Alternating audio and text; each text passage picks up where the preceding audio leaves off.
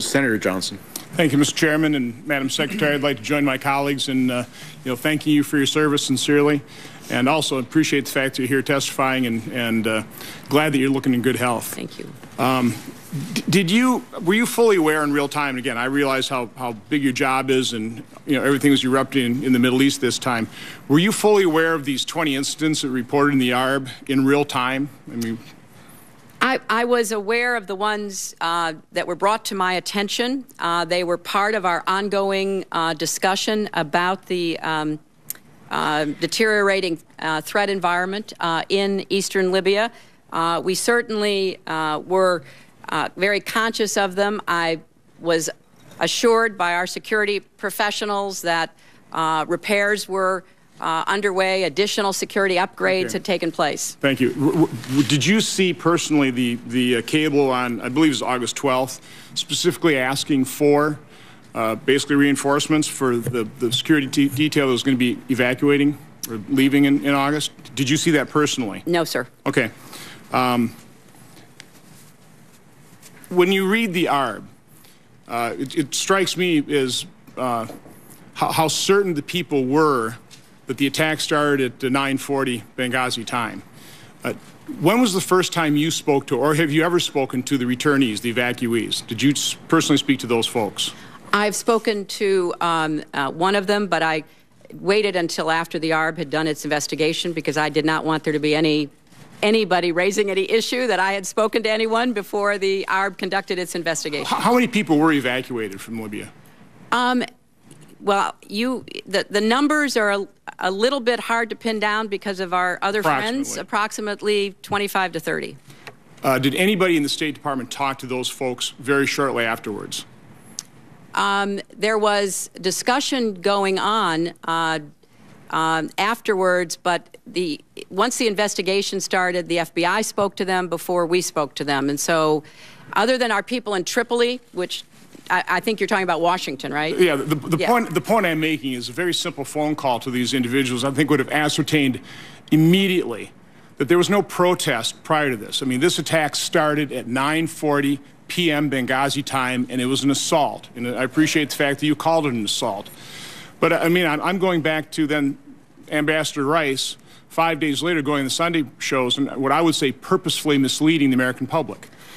Well, why wasn't that known? And again, I appreciate the fact of the transparency of this hearing, but why weren't we transparent at that point in time? Well, first of all, Senator, I would say that once the assault happened and once we got our people rescued and out, our most immediate concern was, number one, taking care of their injuries. As I said, I still have a DS agent at Walter Reed seriously injured. Getting them into Frankfurt, Ramstein to get taken care of. The FBI going over immediately to start talking to them. We did not think it was appropriate for us to talk to them before the FBI conducted their interviews. So, and we did not, I think this is accurate, sir.